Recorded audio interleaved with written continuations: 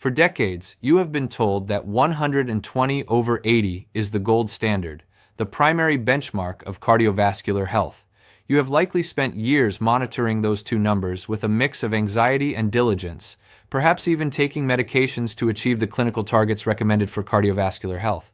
But what if the latest data suggests that for the senior brain, for the preservation of your memory, your gait, and your independence, those very numbers require a more individualized approach? I am Robert Evans, a senior health researcher. I have spent my career looking past the headlines and into the raw data to understand how we can maintain vitality as we age. Today, we are exploring the critical shift toward individualized blood pressure targets for seniors. The frustration many of you feel is palpable. You do everything right.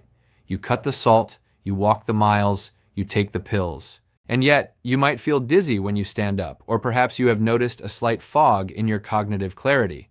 For a long time, the medical community viewed these as acceptable trade-offs for hitting that perfect 120 target.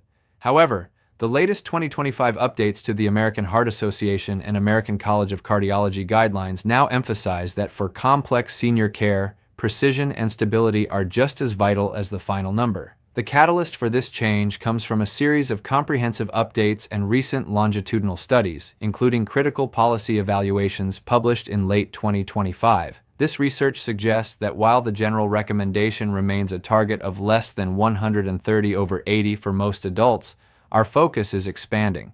We are increasingly looking at the shared decision-making pathway, which prioritizes the perfusion of the brain alongside the health of the heart. The National Institute on Aging has long highlighted the complexities of high blood pressure in older adults, but the newest data from 2026 indicates that the intensity of treatment needs to be personalized. Imagine your vascular system as a complex network of irrigation. When we are 20, the pipes are flexible and the pump is pristine. But as we reach our 60s and 70s, those pipes naturally stiffen. This is a process called arterial stiffness. If we try to reach a standard target in those stiff pipes without considering individual biology, the blood might not reach the furthest corners of the field. In this case, the most delicate tissues of your brain. Research from institutions like Harvard Medical School and the Mayo Clinic is now pointing toward the nuanced reality of blood pressure management. The data suggests that for some seniors, pushing the systolic blood pressure, that top number, all the way down to 120 can actually increase the risk of falls and, in specific cases, cognitive decline due to hypoperfusion.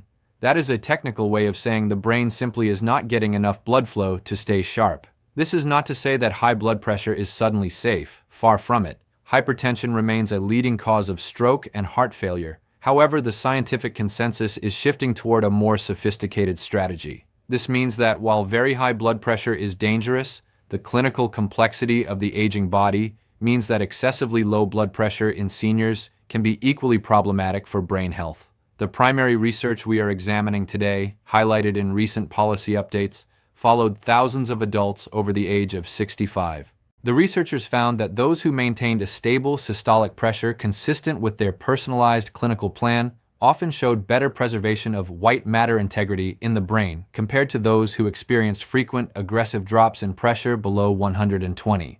This is a significant evolution in our understanding. We are moving into an era of precision vitality. It is no longer just about hitting a generic number on a machine. It is about working with your provider to find the Goldilocks zone where your heart is protected, but your brain is fully fueled. In this deep dive, we are going to look at why the 2026 clinical perspectives are placing such a heavy emphasis on orthostatic stability, how your blood pressure reacts when you move. We will explore how the SPRINT study's legacy is being refined by newer data to ensure that we are not sacrificing your mobility and your memory for a single measurement. The goal here is to manage blood pressure with a level of sophistication that respects your biology as a senior. We are looking for the balance that allows you to remain sharp, upright, and active well into your 80s and 90s. The data indicates that the one-size-fits-all approach is being replaced by a more nuanced, individualized reality. It is time to look at what the latest science actually says about your longevity. To understand why this shift toward individualized care is occurring, we have to look beneath the skin and into the delicate mechanics of the senior vascular system. At a cellular level, the way your body manages blood flow undergoes a fundamental transformation as you cross the threshold of 50 and 60. Research from the National Institute on Aging indicates that our blood vessels naturally lose a protein called elastin, which is replaced by stiffer collagen. This process, known as vascular aging, means that the recoil of your arteries is less efficient than it once was. This brings us to a critical concept in the 2026 research: autoregulation. Your brain has a magnificent ability to maintain a steady blood flow regardless of what your heart is doing, to a point. However, scientific consensus points toward the fact that in the senior brain, this autoregulatory window narrows. When we use aggressive interventions to achieve the clinical targets recommended for cardiovascular health in younger populations, such as a strict 120, we risk falling below the threshold where the brain can effectively pull oxygen from the blood. The data suggests that for a significant portion of the 50-plus demographic, maintaining a slightly more flexible systolic pressure acts as a necessary pressure head. This pressure ensures that blood can fight gravity and reach the small, deep vessels of the brain known as the microvasculature. When this pressure is too low, we see an increase in white matter hyperintensities. These are tiny areas of damage visible on an MRI that represent a lack of blood flow. The Mayo Clinic has noted that these lesions are a precursor to cognitive slowing and balance issues. Furthermore, we must address baroreflex sensitivity. These are the internal sensors in your neck that tell your heart to beat faster when you stand up. In seniors, these sensors can become less responsive. The primary research from 2025 and 2026 emphasizes that intensive control, while often necessary for heart health, must be balanced to avoid orthostatic hypotension. This is that dizzy, lightheaded feeling you get when rising from a chair.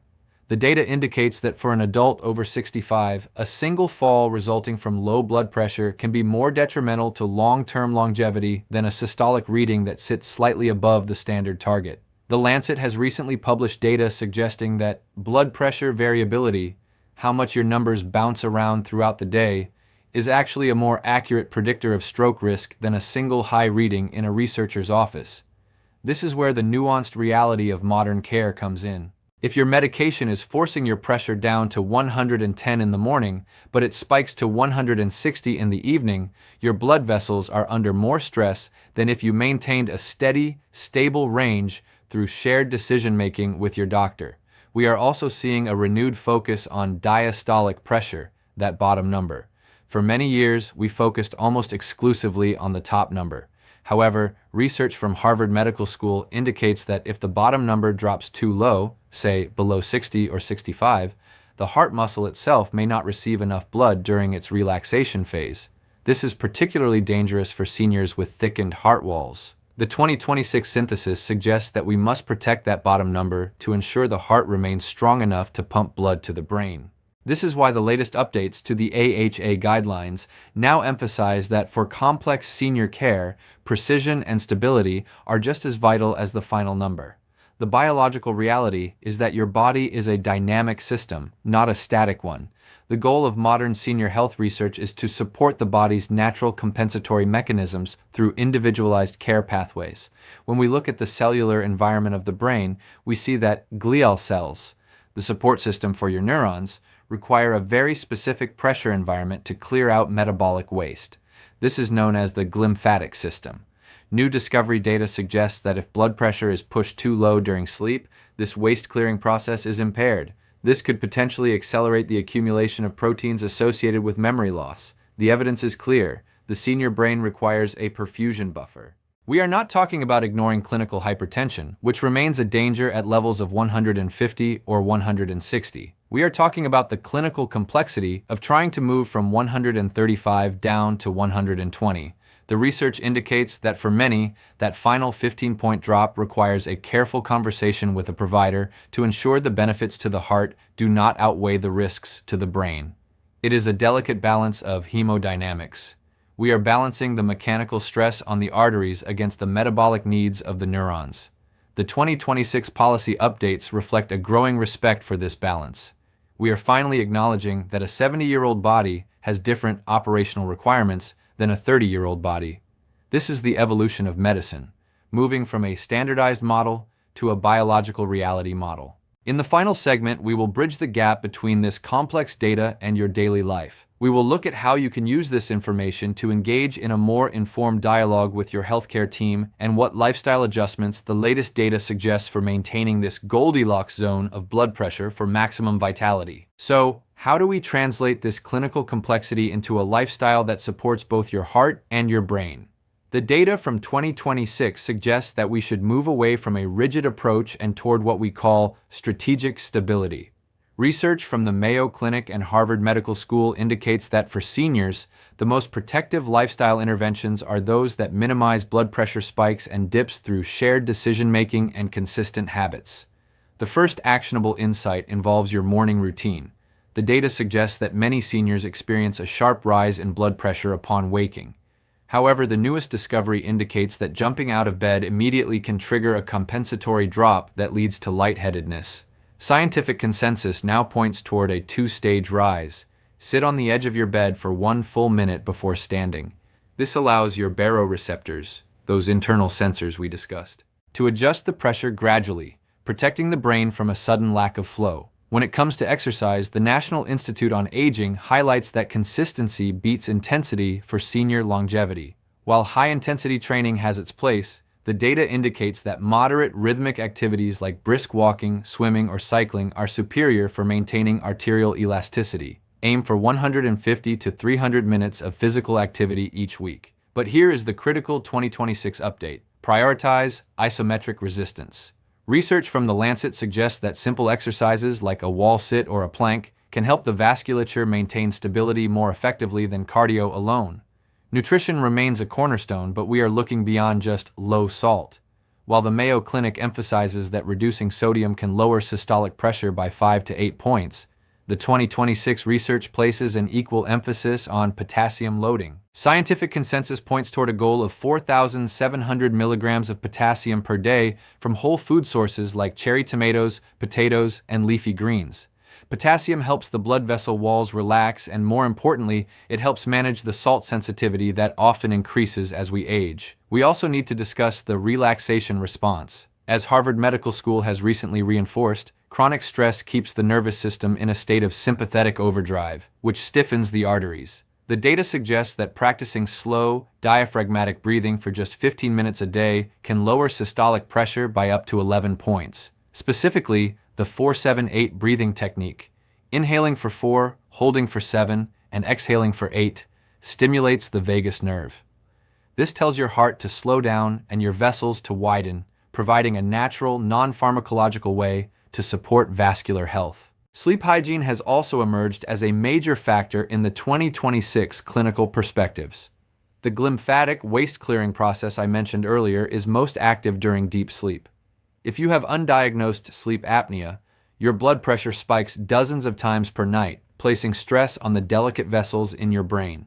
The data suggests that identifying and managing sleep issues is a vital component of protecting your cognitive health while managing your blood pressure. Finally, the way you monitor your health at home needs an update to reflect this nuanced reality.